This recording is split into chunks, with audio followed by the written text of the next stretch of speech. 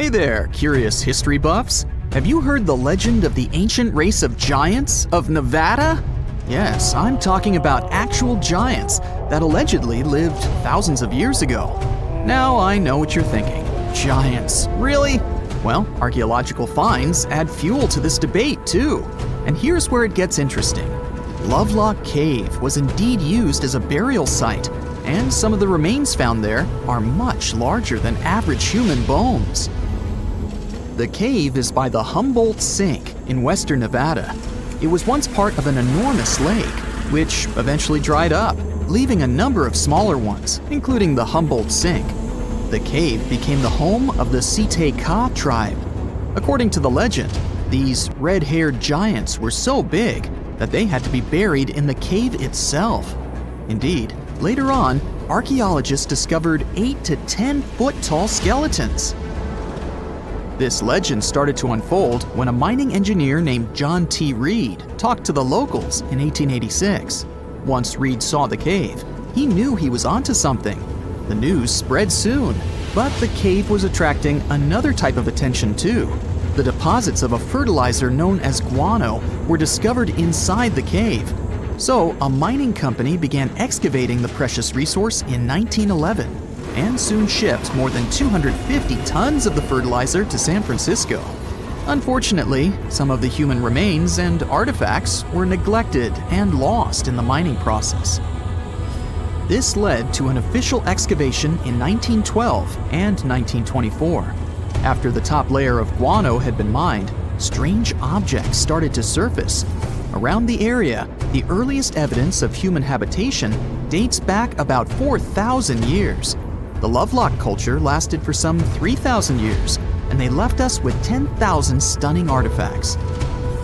The pits in the cave were like a series of time capsules hidden at different depths. Archaeologists determined the age of each pit by its depth. It turns out that many different groups used the cave for storage over a really long time, and the things they stored there give us a really cool glimpse into their cultures.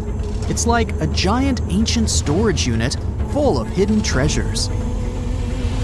What have the researchers found besides the giant bones, you might ask?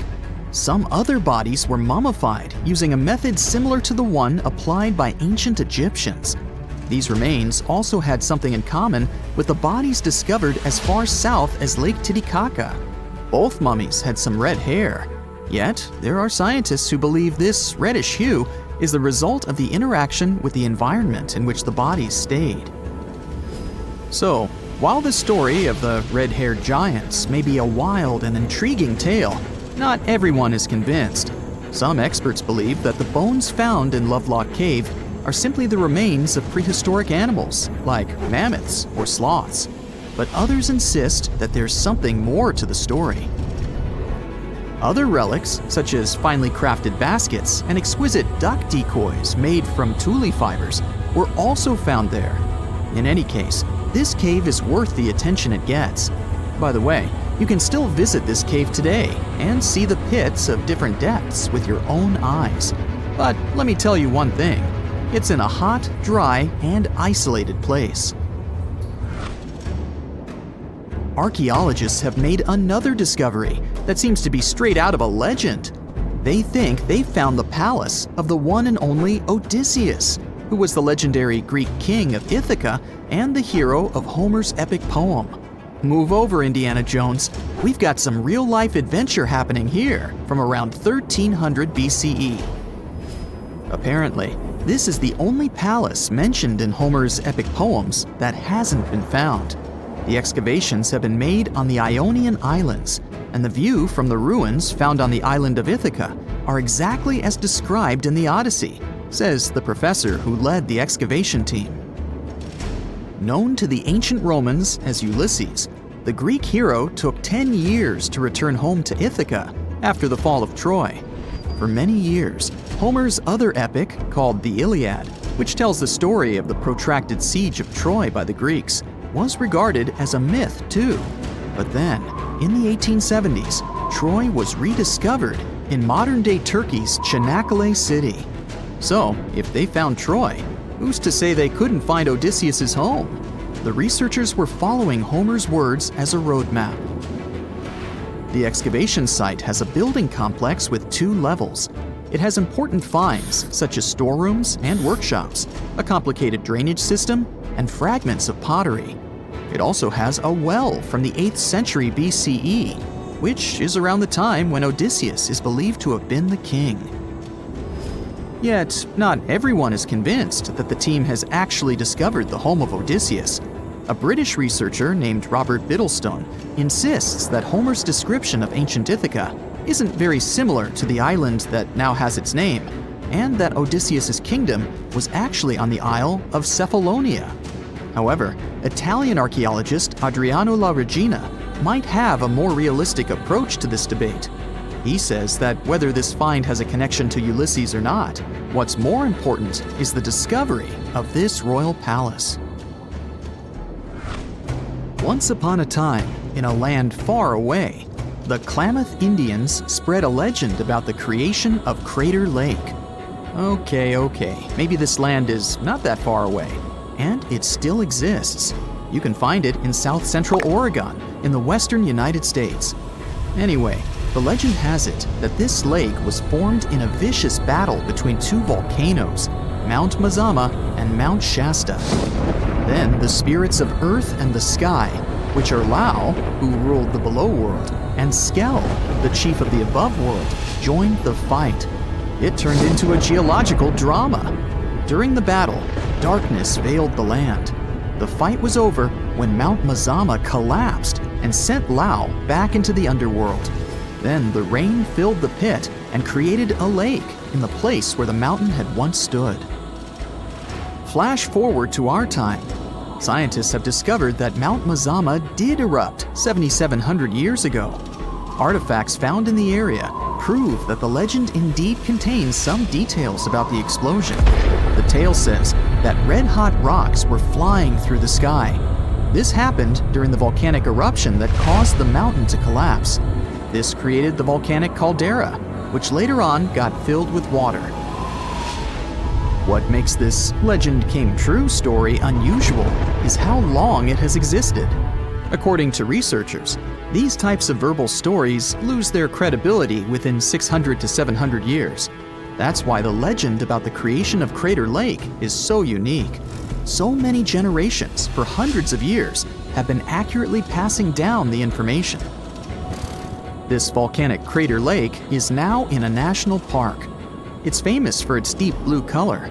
The water in it is extremely clear. If you visit it today, the water you'll see won't be the same as for someone who will visit the place 250 years later. Because there are no rivers flowing into or out of the lake, the existing water evaporates and the lake gets filled again by rain and snowfall. Basically, every 250 years, the water is replaced. Plus, this lake is almost 2,000 feet deep, which makes it the deepest lake in the United States. Swimming is okay in the lake, but there's only one legal and safe trail to get to the shore. There are other activities, such as fishing and boat tours. Shared human experiences, such as birth, marriage, and aging, may explain why certain tales are shared globally. Similar struggles and obstacles faced by humans around the world generate similar themes in traditional stories about love, parenting, and mortality. So, do you have legends or tales you've heard of from your grandparents? Who knows? Maybe your ancestors too witnessed a cool historical event. Strange and amazing items are discovered often, but figuring out what our ancestors were up to is pretty tough. Especially when all you have are just some rusty cups and cave drawings. It's no surprise that even the experts in lab coats sometimes make mistakes.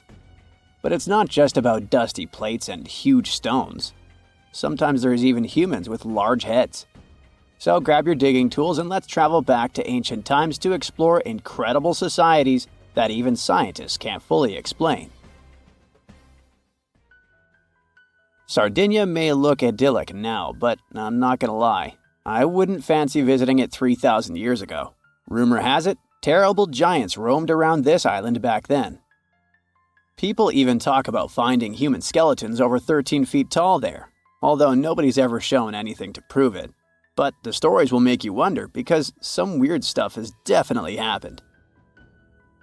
In 1974, over 5,000 pieces of broken stone artifacts were found in a part of the island called Monte Prama.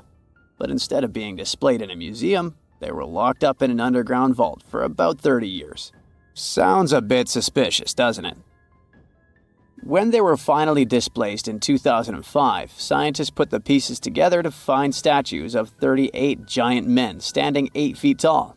Not quite as tall as the legendary skeletons, but still pretty huge. It's thought these statues were made by the Nuragic people, who lived on the island a long time ago. Besides giant statues, they also built over 8,000 massive stone buildings. Perhaps Nuragic weren't giants themselves, but they definitely liked their things big. I do too. I like a big number of likes on our videos. That would be pretty great. Thank you if you liked this and subscribed. Now back to the video. You and I are pretty smart, but we might not be the smartest humans ever. Actually, we might not even be the smartest species. Since 1913, some skull fossils found in South Africa have hinted at a possibly smarter contender called Boskop Man. This human-like species might have lived as recently as 10,000 years ago. Their skull suggests they had really big heads, which means their brains could have been 30% bigger than ours. Wow! Their average IQ could have been around 149, making them among the smartest 0.05% of people today. But if a Boskop brainiac was so much smarter, why are they not around and we are? Well, bigger isn't always better, you know. Our brains are a lot bigger than our ape relatives, mainly in the prefrontal cortex. This part helps with high-level tasks like making decisions, remembering things short-term, and being aware of ourselves. The parts of the brain that handle our senses and movements haven't really grown much. So, maybe the Boskops spent too much time dwelling on the past rather than doing practical things like hunting. But this is all just guessing. We really don't know what happened to these clever cousins of ours. Some people even argue that Boskops weren't any different from us, with the only evidence being parts of skulls. The jungle is huge. Did you know the Amazon rainforest is home to about 30% of all the world's plant and animal species? That's impressive. However, the history of one native species, humans, has long puzzled scientists. The mysterious Kasarabe people lived here for hundreds of years and then vanished around 1400 AD. People thought the Amazon only had a few scattered tribes, but recently we discovered big, unusual shapes in the ground called geoglyphs. These might look like simple shallow ditches, but they're actually the remains of a vast civilization that spread over 5,000 square miles and includes about 450 markings, some as wide as 1,300 feet. That's insane! They likely contained ceremonial buildings and could have hosted up to 1 million people as recently as 550 years ago. Thanks to new technology like LiDAR, which uses a safe laser to map the forest without harming it, we can explore deeper. In 2019, some scans showed miles of raised roads and pathways and even pyramids over 70 feet tall. They found 26 separate settlements, 2 of which were at least 250 acres each. Damn, that's like 330 soccer fields. It's not certain what happened to the Kasarabe people. Maybe European conquistadors drove them out. Maybe the most baffling ancient civilization is one we've never actually found a trace of. Yep, I'm talking about Atlantis, the grand city that supposedly sank into the ocean. The first mentions of Atlantis come from the ancient Greek philosopher Plato, who talked about a great city near the Strait of Gibraltar. But for ages, everyone just thought Plato made up Atlantis as a perfect version of his own Athens. So why, about 12,000 years after it supposedly vanished, do we still wonder if it might be real? Well, in the 19th century, U.S. Congressman Ignatius Donnelly wrote a book giving 13 reasons why he thought Atlantis was more than just a myth. Then, in 1965, some folks thought they actually found Atlantis when they discovered the Richat structure. a massive 25-mile-wide dome in Mauritania, Africa. It's so big that you can see the whole thing from space. 2 astronauts flying over the Sahara Desert spotted this giant eye staring back at them and thought they'd made the discovery of a lifetime. Unfortunately, there's no solid evidence linking this structure to Atlantis. It's believed to have formed from volcanic activity about 100 million years ago. But it does look suspicious, doesn't it? Still, we're no closer to knowing the truth. Imagine going back to about 3,300 BCE and finding yourself in South Asia. Welcome to the Harappan civilization. These people were way ahead of their time. They had cities like Harappa and Mohenjo-daro, complete with baked brick houses, sophisticated drainage systems, and even public baths. This place might have had over 5 million people, making it one of the densest regions at the time. They also invented a system of standardized weights that was incredibly useful for traders. And trading they did. These people had connections stretching all the way to the Middle East, thanks to their great skills in metallurgy. They even had a form of ancient branding. The seals were used to stamp clay on tray goods. Despite being so advanced with a thriving urban life, there's a whole bunch of mystery shrouding their language and script. We've got bits and pieces of their writing, but no one's deciphered them yet, even with all the technology we have today. We also still don't know how exactly their society worked. It looks like they didn't flaunt their social status as much as other civilizations. No grand palaces or massive monuments. Instead, their largest buildings might have been granaries. They sure were practical. Unfortunately, all good things must come to an end. Around 1800 BCE, this bustling civilization started to decline, possibly due to shifts in river patterns. As the environment changed, the Harappans packed up, moving towards more hospitable lands. Ever heard of the Minotaur? The beast with a bull's head and a man's body, hunting the bravest travelers in a massive maze. Well, this wasn't just any old tale. It was one of the most popular dramas of the ancient world, and it was inspired by this place, the island of Crete. The Minoans lived here during the Bronze Age. They had stunning palaces, amazing frescoes, and a culture so rich it still fascinates historians to this day. They built places like Knossos, which was so complex with its multi-story buildings and elaborate hallways that it might have inspired the whole labyrinth myth. Their engineering was so ahead of its time that even their drainage systems were more advanced than what many of us have today. Let me know in the comments which of these stories you find the most fascinating, and thanks for watching. Well, this eerie Lake Huron discovery may be that it possibly contains the remnants of an entire civilization. Whoa, wait, sounds like Atlantis, right? Well, not exactly. But if there really had been an ancient underwater civilization here, it must have been a pretty advanced one. Around 10,000 years ago, 2 sharp glassy flakes broke off a stone tool and landed on the ground unnoticed. They stayed buried there for thousands of years, until 2013. Then scientists pulled up a small chunk of mud, about the size of a milk carton, from the bottom of Lake Huron, 100 feet underwater. Inside the mud, they found those same 2 flakes made of obsidian, a shiny black volcanic glass that forms when lava cools quickly.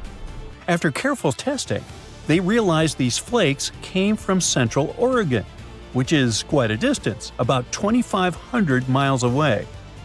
They found this prehistoric Great Lakes site on the Alpena-Amberley Ridge, an underwater landform that once connected what's now Michigan and Ontario.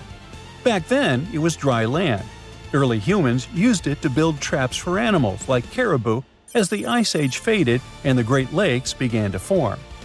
Now, obsidian was the high-tech material of ancient times. It's super sharp and perfect for making tools. If you study the flakes carefully, it's obvious that humans made them. You can see where they struck them and the feathered edges that come from being carefully chipped. That means people were not only crafting tools here, but they also had access to obsidian that came from incredibly far away. It was likely possible through a huge trade network that spanned across the continent. For over 100 years, people have guessed that ancient societies might have existed beneath the Great Lakes, but no one had proof. That's why work on this submerged archaeological site is so important. A team of researchers has been trying to learn more about the 10,000-year-old ruins and the civilization that left them behind for over a decade now. Lake Huron's icy water acted like a time capsule that helped preserve things for thousands of years. So far, researchers have found not only unique stone tools, but also ancient trees with roots still intact and underwater peat bogs that preserved seeds and leaves.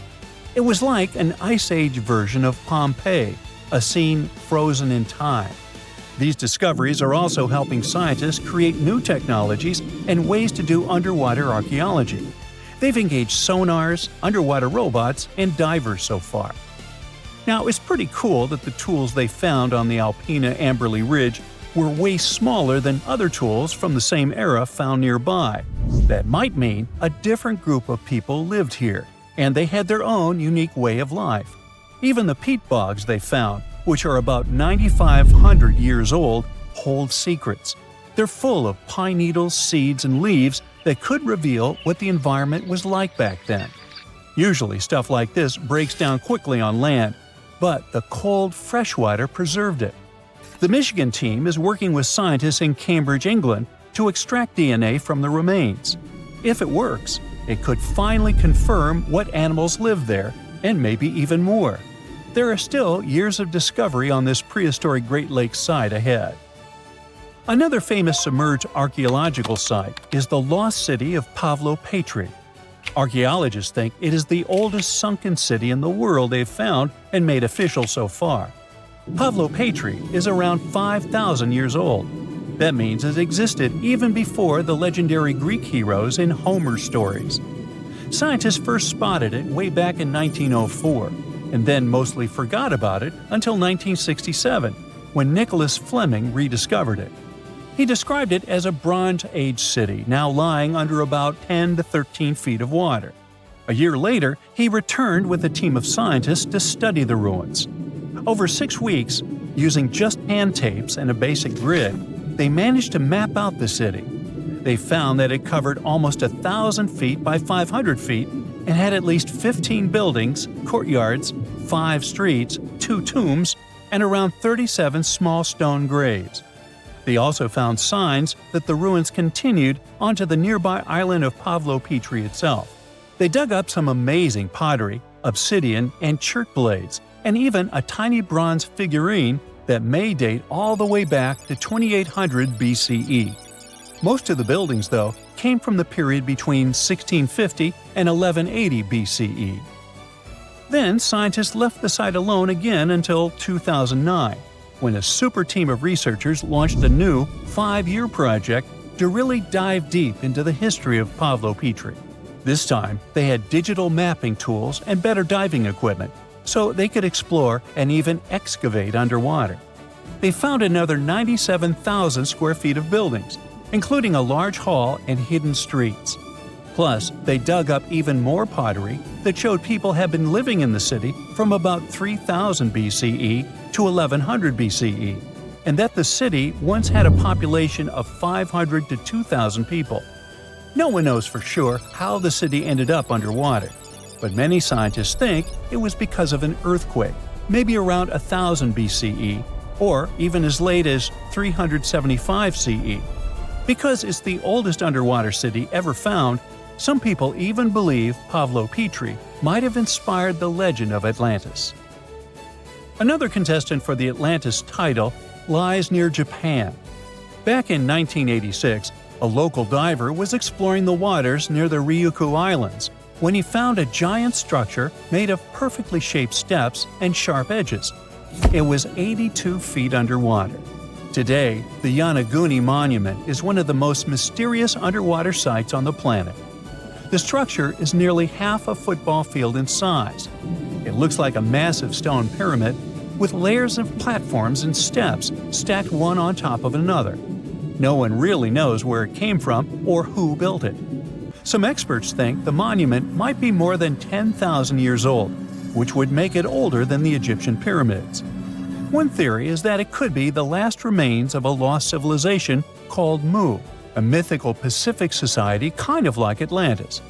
Others believe an ancient culture that lived in Japan as early as 12,000 BCE might have built it. But many scientists and geologists are skeptical about this possible underwater ancient civilization, even though Yonaguni has narrow passageways, arched openings, and right angles that almost look like city blocks. They say that the site looks a lot like natural rock formations, like the Giant's Causeway in Northern Ireland, for example. The whole monument is still connected to a bigger chunk of bedrock, which means it wasn't built piece by piece. And the way the layers of rock are stacked probably has more to do with earthquakes and tectonic movement. It's located in the very active Pacific Ring of Fire. One marine geologist kept going back down there, and every time he found something new. He says he spotted tool marks in the rock, symbols carved into stone faces, and even rock formations shaped like animals. He believes these carvings point to a culture that came from mainland Asia. He said he had identified 10 different structures off Yonaguni, including a ruined castle, a triumphal arch, 5 temples, and even a huge museum. These buildings seem to be connected by roads and channels, and some parts are surrounded by what could be giant stone walls. The explorer believes the city is at least 5,000 years old, based on stalactites found in underwater caves nearby, which would have only formed after the caves flooded. His supporters say they have never seen an earthquake create shapes like this, above or below water. But skeptics blame it all on erosion and insist that whirling underwater currents and sea creatures left holes in the rock. Now, if you want to form your own opinion about it, the spot is open for visitors, and it's definitely a super fun diving experience. Humans invest a lot of time and money exploring the unknown. First outer space, then the ocean floor. But there's another frontier we're trying to conquer. Scientists call it the deep frontier. I'm talking about how far down to the Earth's core we've made it so far. During the 60s, humans tried digging the deepest man-made hole on Earth. This took us deep into the Arctic Circle. What later became known as the super deep borehole is also the deepest artificial point on Earth, reaching the depth of 40,230 feet. It took 20 years to drill this far into the Earth's crust, and researchers say this is only about 1/3 of the way through to the mantle. Here's a quick anatomy of our planet. If the Earth is like an onion, the crust is like the thick skin of this onion. This part is only 25 miles thick. Beyond this is the 1,800-mile deep mantle. And after that, right at the center of the Earth is the core, which is made up of 2 layers, inner and outer. Now, can you guess where on the planet the crust is at its thinnest? On the ocean floor. When American scientists understood that, they started drilling holes on the seabed. This gave way to Project Mohole. It began in 1961, but their technology to drill deep holes on the ocean was really bad. They had to improvise. They installed a system of propellers along the sides of their drill ship to keep it steady over the hole. The main challenge was to drill as vertically as possible. Otherwise, that deep hole would look more like a deep maze. Both the Kola Super Deep Borehole project and the Project Mohole came to an official stop in the years that followed. But hey, humans have built some pretty deep stuff underground. In 1963, a Turkish man took a swing with his sledgehammer to improve his basement and discovered a tunnel. That tunnel entrance led to more openings that connected a multitude of halls and chambers. He didn't know it, but he had discovered Deringoyu. This once lost city was up to 18 stories tall and 200 feet deep. The city was large enough to host 20,000 people, and it was simply standing beneath Cappadocia in Turkey the whole time. Cappadocia hosts hundreds of subterranean dwellings. 40 of these underground cities are at least 2 stories high, but none of them are as huge as Deringoyu. There's not a lot of historical accounts of how Deringoyu was born. Some speculate that the oldest part of the complex was dug about 2000 BCE by the Hittites. The Hittites were an Indo-European civilization who formed one of the first major civilizations of the Bronze Age in West Asia. Scholars think they built this underground city to protect themselves from invasion. Others think it was actually the Christians who built the city in the 1st century CE. They speculate that it could have been constructed to protect people from the intense temperature variations, extreme heat in summer and freezing cold in winter. Geographically, the terrain under Cappadocia is great for building. The rocks are soft, which makes tunneling easier. For that same reason, opening large caves underground is fragile. That's why most chambers have pillars that support them. On the bright side, and we are, none of the floors at Deringuyu have ever collapsed. The builders of Deringuyu thought of everything. The city was shut off from the world by huge rocks that hid its entrance. It was ventilated by a total of more than 15,000 shafts, around 10 centimeters wide. This way, they guaranteed enough breathing air in the upper levels in a way that they ended up being used as the living and sleeping quarters. The lower levels of this impressive maze were mainly used for storage. But honestly, they had it all. A room for a wine press, for domestic animals, small religious buildings. They certainly didn't spare any efforts to make that underground city as complete as an above-ground one. Now, speaking of impressive underground stuff, Switzerland has the longest tunnel in the world, built here on the Swiss Alps. This absurdly huge tunnel was built over 8,000 feet below the surface. Check this out. This is what the Gotthard-based tunnel looks like. The first idea to build the tunnel was put forward as early as 1947, but construction only officially began in 1999. It took them years to approve the project and then scout for the perfect location.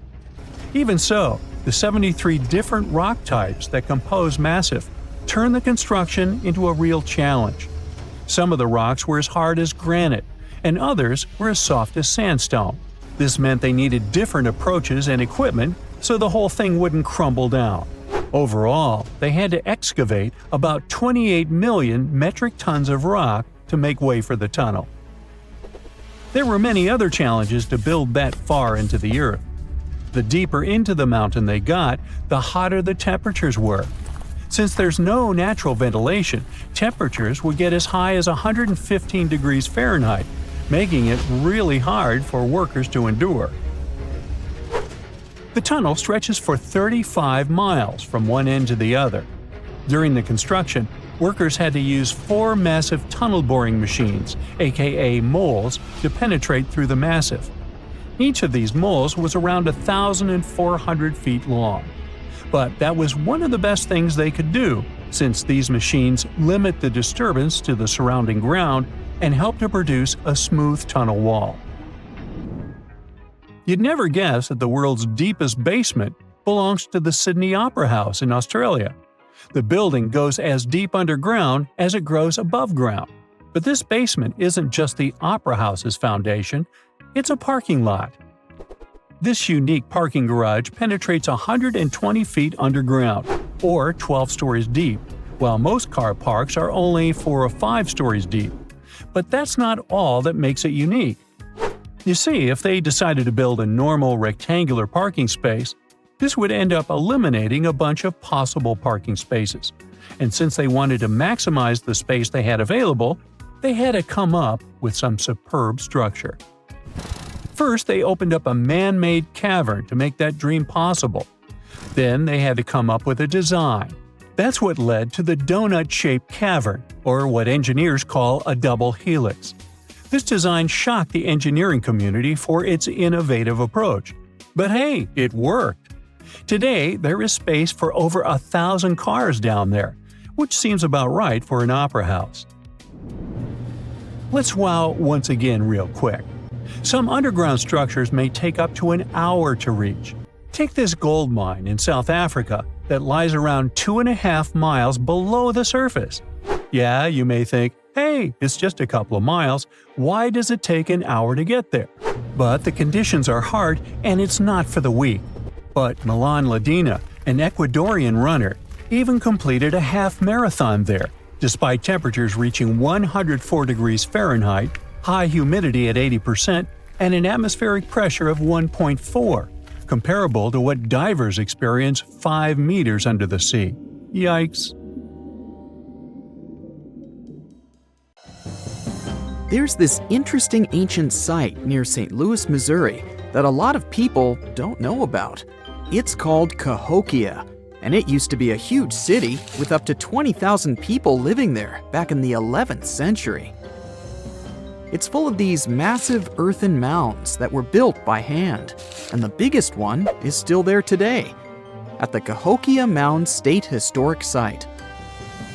Even though we don't know everything about this civilization, researchers have been able to piece together some information from the remains they've found. For starters, they found some pretty old teeth at this site.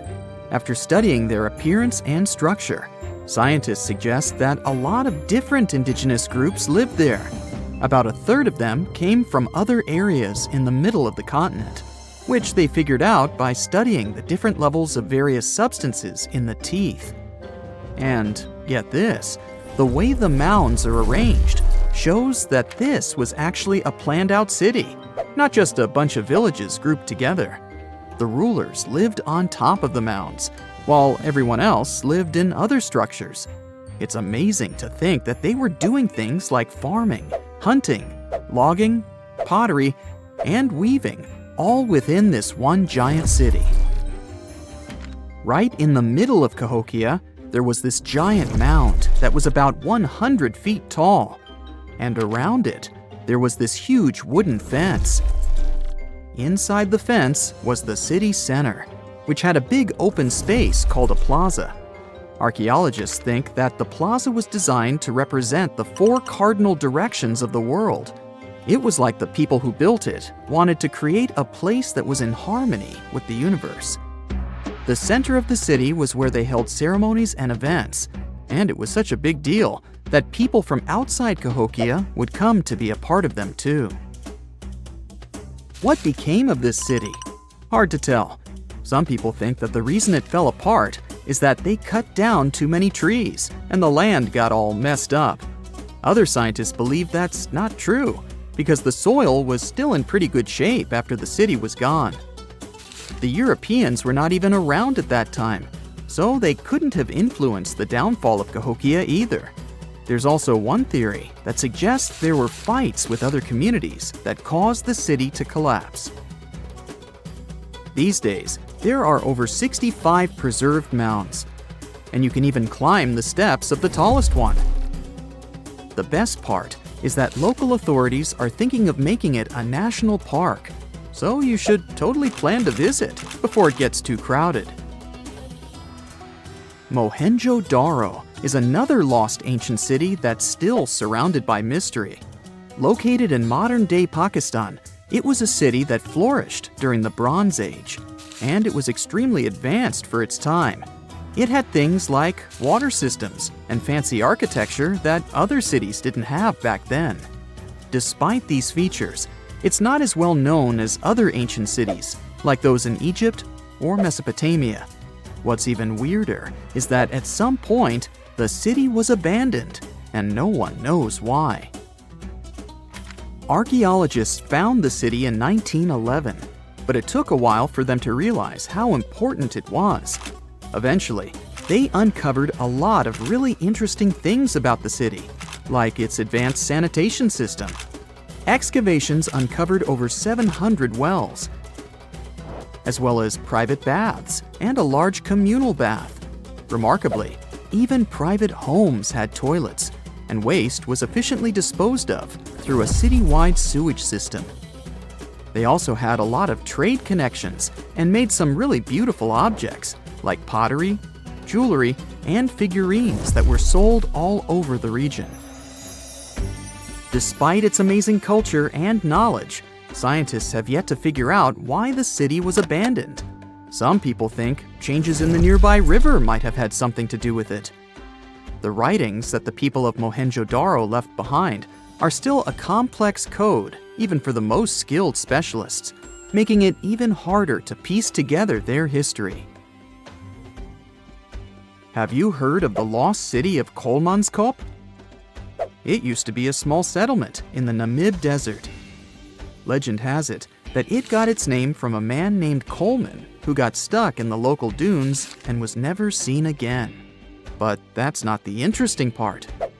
In 1908, a railway worker found a shiny stone and showed it to the chief railway foreman, who turned out to be a hobby mineralogist. They discovered it was a diamond, and soon, Kolmanskop became the richest town in Africa and one of the richest places in the world. It had luxurious stone houses, a school, a hospital, and even an ice factory to produce ice for fridges. The hospital had the first X-ray machine in southern Africa, which was supposedly used to check if workers were illegally swallowing diamonds. Its popularity began to decline in the late 1920s when another diamond-rich location was discovered nearby. Most of the inhabitants soon began to flee the city in search of a better life, leaving the buildings abandoned. In 1938, all machinery was taken south and the town was left to the desert. The last inhabitant left Kolmanskop between 1956 and 1960. The hot climate and low humidity have preserved the structures over time, and tourists can now visit this desert ghost town. You've surely heard about this next ancient city, Machu Picchu. It's this incredible ancient location in Peru. It stretches across a huge piece of land in the Andes Mountains and sits high above sea level. It's even considered one of the wonders of the modern world. But here's the thing. Scientists aren't exactly sure what it was used for. It could have supported up to 750 people, but there aren't a lot of human clues left behind. Some people think it was more of a spiritual or ceremonial place, while others believe it may have been like a fancy spa retreat for the nobles. The extensive terraces might mean it was used for crop testing or as a trading hub. And there's even a theory that it was used as a prison because they found a cell-like area too. It's amazing that even today, archaeologists and historians are still puzzled about how it was built. Did you know that they probably didn't even use wheels for transportation? And those massive granite rocks were somehow pushed up the steep Andean mountains, even though most of them weighed a lot. Some historians think that hundreds of people worked together to push each rock up the peak. The huge stones at Machu Picchu are also so close together that you can't see any cracks between them. It's pretty cool because it also makes the area safe during earthquakes, which is important since Peru is a shaky country. But how did the stones stay put during all those quakes? They actually move a little bit, but then they go back to their original spot, almost like they're dancing. Some people think wet wooden wedges were used to keep them in place, but that doesn't really add up, considering how big the structures are. Locals back then also seem to have built Machu Picchu without using any pack animals or iron tools. They had to sculpt and put everything together using mostly their hands.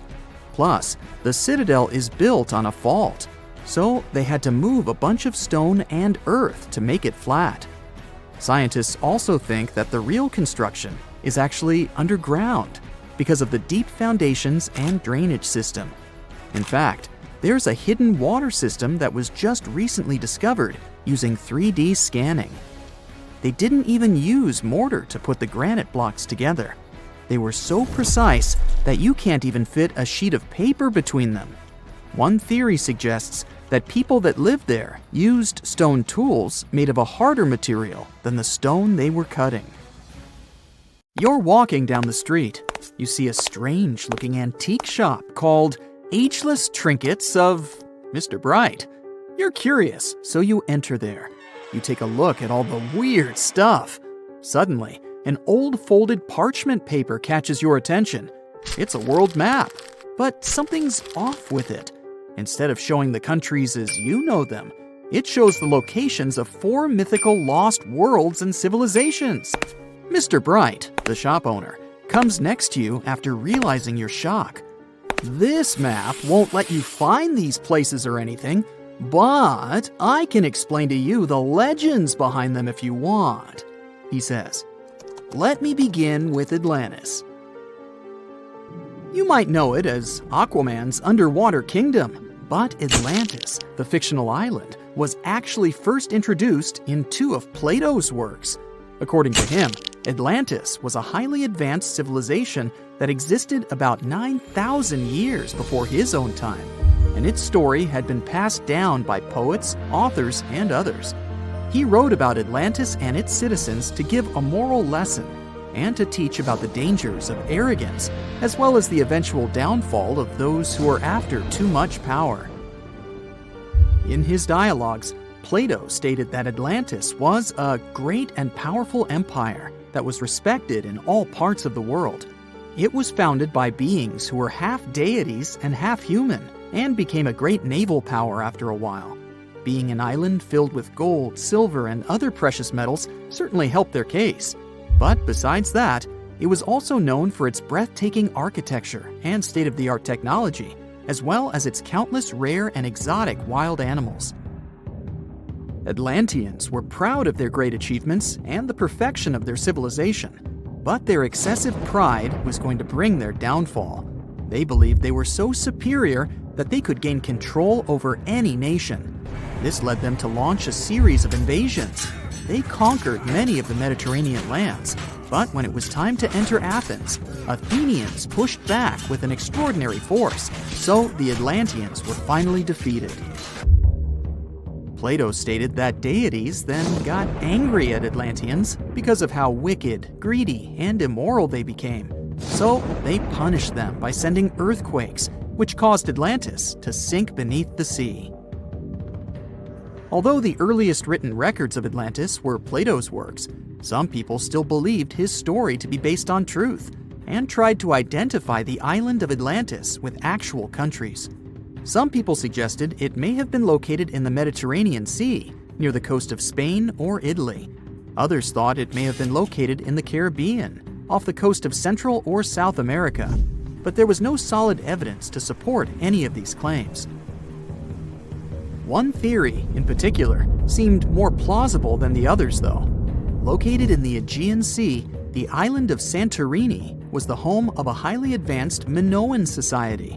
However, due to a huge volcanic eruption, it was destroyed about 3,600 years ago, causing the Minoan civilization to suddenly disappear. These similarities between the fictional Atlanteans and the historical Minoans made Santorini a good candidate for the speculations. Yet again, there were still major flaws with it, such as how the time when Plato said Atlantis was destroyed doesn't coincide with the time of Santorini's eruption. So Atlantis still continues to be regarded as nothing more than a popular legend in the scientific world. Now, let's move toward the northeast direction on the map, Mr. Bright says. According to Celtic Breton mythology, there once was a magnificent city called Ys, also known as Caris, that towered over Douarnenez Bay in France's Brittany region. It was the most wealthy city in the entire Atlantic. It was especially famous for its beautiful gardens and buildings, and its citizens were all living comfortably and happily there. Dahut, who was King Bradlon's daughter in Breton legends and literature, had a deep love for the sea. She begged her father to build a city at the edge of the sea, and that is how the city of Ys was established. Little did she know that she would be the one responsible for the destruction of her father's beloved gift. You see, since the city was surrounded by the sea, it needed to be protected by a dike equipped with floodgates, and these gates could only be opened at low tide. And the only one who had the keys to these gates was the king himself. One day, a handsome red knight arrived at the city, but couldn't pass the gates. Dahut was so taken by him that she wanted to let him in. She knew that her father was the keeper of the only key to the city, so she sneaked into his room and stole it from him. Then she gave it to the Red Knight so that he could enter the city and they could be together. However, The Red Knight turned out to be the Prince of Darkness, and he intentionally left the gate open to the raging sea. The waves soon swallowed all of Ys. King Gradlon was able to escape on his magical horse, but Dahut couldn't. She turned into an evil mermaid who lured sailors into the sea.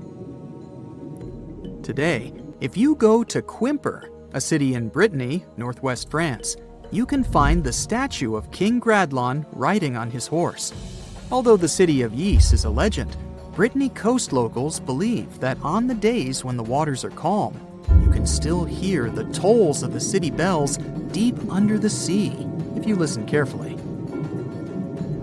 Mr. Bright then points at the Indian Ocean on the map and says, "Now, have you heard about Lemuria?" Back in the mid-1800s, a few scientists suggested that there was once a continent that existed in the Indian Ocean, somewhere close to the south of modern-day Sri Lanka. The first one to popularize this theory was the British lawyer and zoologist Philip Lutley Sclater. In his paper, The Mammals of Madagascar, he stated that he found lemur fossils in India, and not in Africa. However, this discovery was extremely shocking to him because of the fact that lemurs' original homeland, Madagascar, is much closer to Africa. He proposed that this was possible only if some larger continent connected the two once. He stated that this continent must have eventually sunk to the ocean floor. He then named it Lemuria, and hence the theory was born.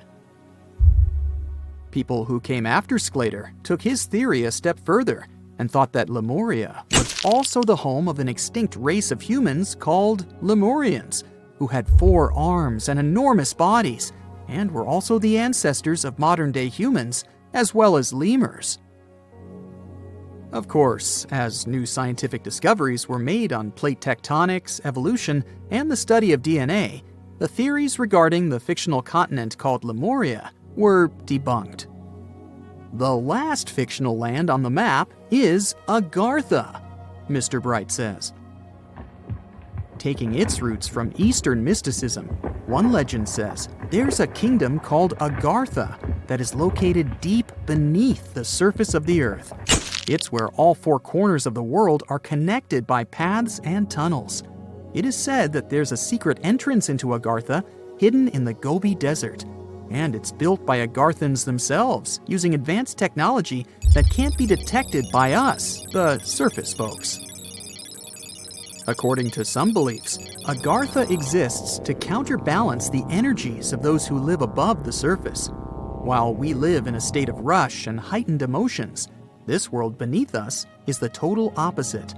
Some even say that those who escaped Atlantis fled here to continue their lives inside the Earth's core. And yet, others think it's actually a land that's crawling with all kinds of monsters. But there's no need to be scared, since modern science proved Earth's core is not actually hollow and is a solid hot iron ball. So you can cancel your journey plans to the center of the Earth if you've made any. Thanks, Mr. Bright. At some point in its long and very interesting history, our dear planet Earth was sort of snoozing, just doing its planetary thing, spinning around the sun. And then, bam, life starts getting fancy.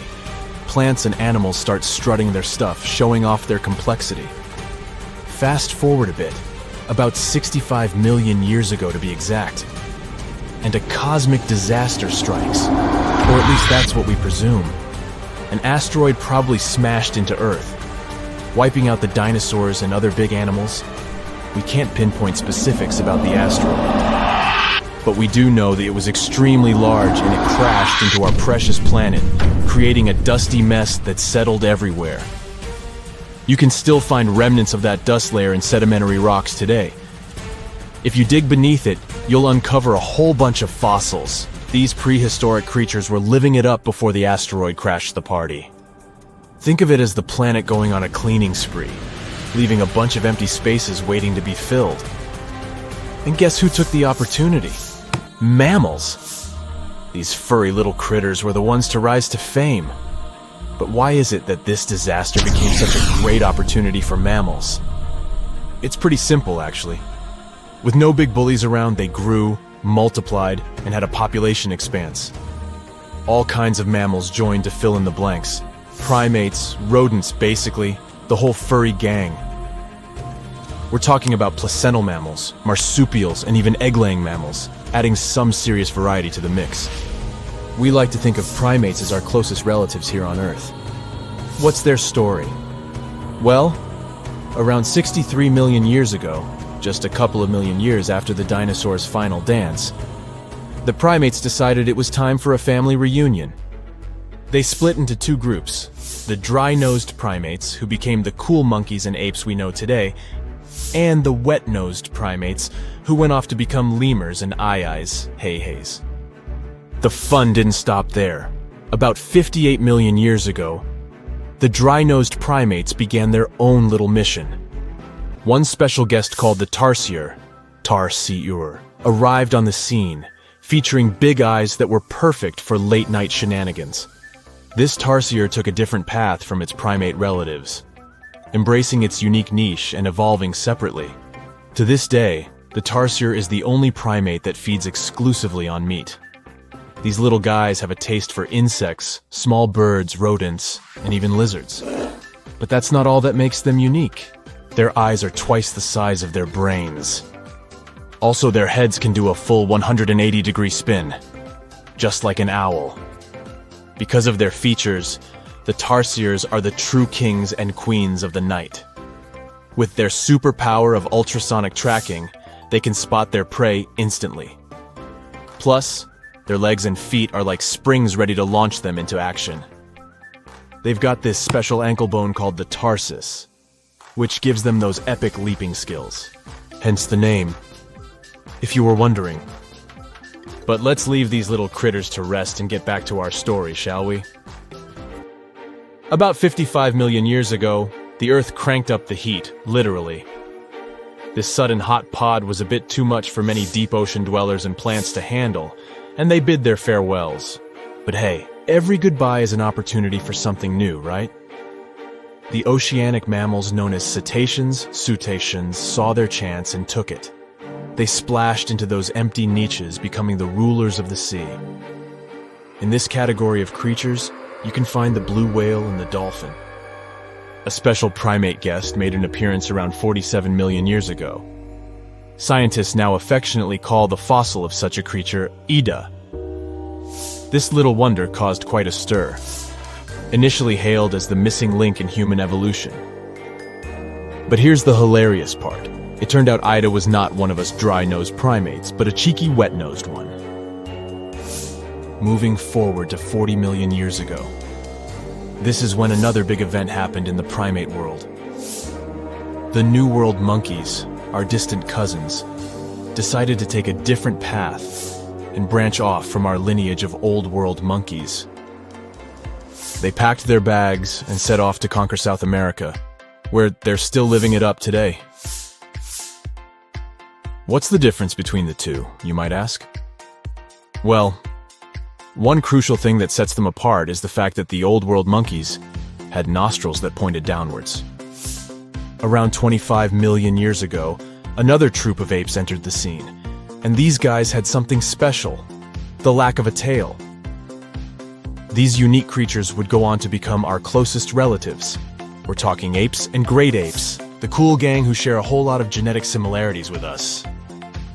The first ape to break free from the monkey madness was the gibbon. About 18 million years ago is when this little acrobat swung into the picture. A few million years later, the great apes made their grand entrance too.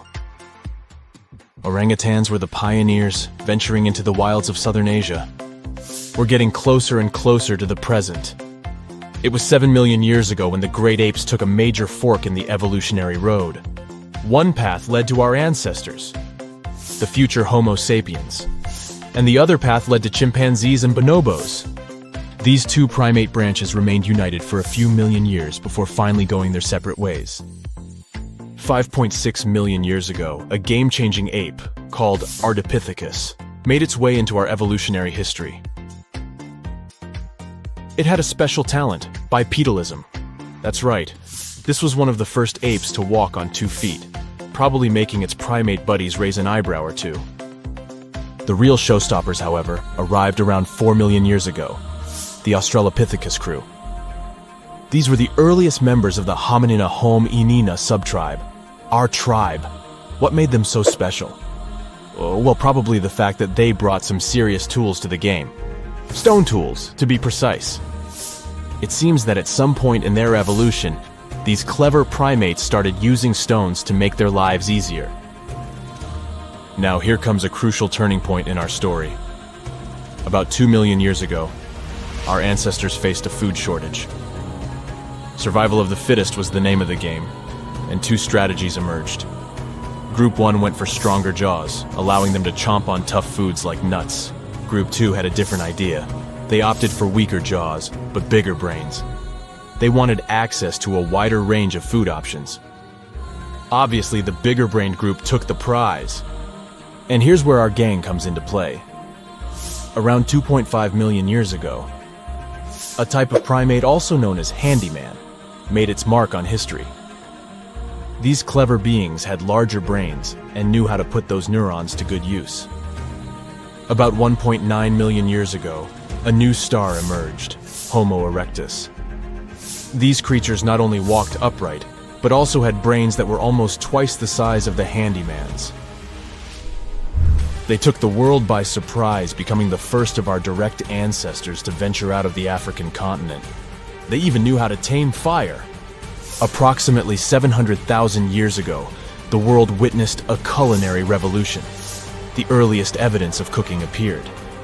And around 500,000 years ago, our ancestors decided it was time to become a bit more fashionable, donning the first evidence of clothing. Our very own species came to be just 300,000 years ago. Told you we were late to the party. But the world was never the same after the appearance of Homo sapiens, the anatomically modern humans. Alongside our other relatives, we emerged, ready to conquer the world with our innovative minds and complex societies. The exact path of our evolution remains a bit of a mystery. But what we do know for sure is that Neanderthals joined the party around at some point too. As Homo sapiens flourished, so did our capacity for language. Modern speech is believed to have emerged almost hand in hand with our species. We started expressing ourselves, sharing stories, and shaping the world with our words. So, there you have it. It took 13.8 billion years of cosmic history for humans to make their entrance. Think about it. 99.998% of the time since the Big Bang, we weren't even around. Our species, Homo sapiens, is the toddler of the Earth's family, existing for just the tiniest fraction of the universe's timeline. Yet, in this blink of an eye, we've managed to unravel the entire story that led to our existence. The story won't end with us. It's an ongoing saga, still being written with every passing moment. Imagine you get to be an archaeologist for the day. You'll travel the world to solve the mystery of long-lost civilizations that disappeared without a trace. Grab your chisel and fedora, and let's go. You arrive at the American Southwest, where an ancient mystery is waiting to be solved. You make your way to Chaco Canyon, just outside of Albuquerque, New Mexico. It's hot and dry in this deserted area. You're here to visit the ancient ruins of the Anasazi people. It's said that they were a thriving civilization that met a mysterious end. You hike a few miles before you begin to make out the shape of dwellings, constructions built of stone in the middle of the canyon. This is Pueblo Bonito, a 10th century complex that contains as many as 800 rooms and stands over 5 stories tall. The buildings are beautiful and made from sandstone. To access the complex, its inhabitants built a 400-mile network of roads, some of them 30 feet wide. You can't wrap your head around the fact that it was built so long ago. Everything looks so well preserved. The Anasazi reigned over the so-called Four Corners region from 100 CE to around 1600 CE. During this time, They built a civilization that sprawled over 30,000 square miles, including Colorado, New Mexico, Utah, and Arizona. Standing inside a huge kiva, an underground ceremonial chamber, you wonder what happened to the Anasazi people. Scientists have analyzed tree rings and found out that the Anasazi population lived through a period of great drought.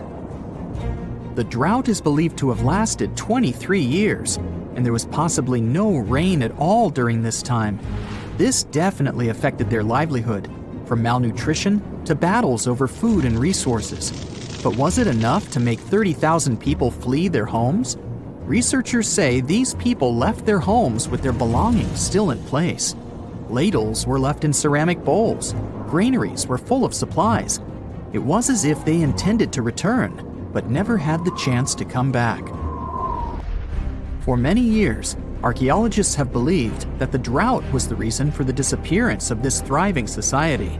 But there's other evidence that shows a different story. Anthropologists say that the ancestral Puebloans, as they are also called, were an exemplary population. They were peaceful and lived together in harmony. But that's not what their architecture shows. They isolated themselves from the rest of the world by building their settlements so high on top of cliffs. And they built walls and other security structures in order to protect themselves. What were they so afraid of? Recently, archaeologists began to study bone fossils of the ancestral Puebloans, and they found evidence that suggests that toward the end of their civilization, things might have gotten pretty bad. Evidence shows that local leaders were ruling using fear-based methods. Severe punishment started to be inflicted on those who did not follow their strict rules. Why this happened is still a mystery, and you might need many other excavation trips to find out the truth. It's lucky that your next destination is really close by. Still in New Mexico, you'll visit the Blackwater Draw. It's a national prehistoric site that holds the story of the Clovis people. You're shocked to find out that the Clovis are possibly the oldest humans to have inhabited the U.S. They were the first humans to allegedly cross the Bering Strait and follow the ice-free trails down to the U.S.'s southern plains. Try to picture what this area looked like when the Clovis people roamed this land. A huge spring-fed lake with mammoths, giant sloths, saber-toothed tigers, and bison much bigger than the ones we have today wandering around. The archaeological site you're visiting shows that the Clovis population were big game hunters. You're able to identify the bones of several mammoths and even the stone tools that our prehistoric ancestors used to hunt them. Some of these date back to 13,000 years ago, aka the end of the last ice age. You're presented with two possible theories on the disappearance of the Clovis population. It's possible that during the final 1,500 years of the last ice age, changes in climate caused a shortage of food. Scientists also believe that this situation was worsened by overhunting. Another theory suggests that a large meteor hit North America, and this was enough to alter the climate and make the Clovis people migrate southward to try to survive. But the truth is, there's no evidence that any of that happened. Next, you'll fly to the Pacific Ocean, to the mysterious Easter Island. This place has left us with many questions, from the building of 13-foot-high face statues to the sudden disappearance of the Rapa Nui people who inhabited the area. You approach the island at Anakina, a white sandy beach on the island's northern shore. Researchers believe this area was one of the first settlements of the Rapa Nui. You could say you're standing at the end of the world, as you're over 3,000 miles away from South America and 1,000 miles away from the nearest island.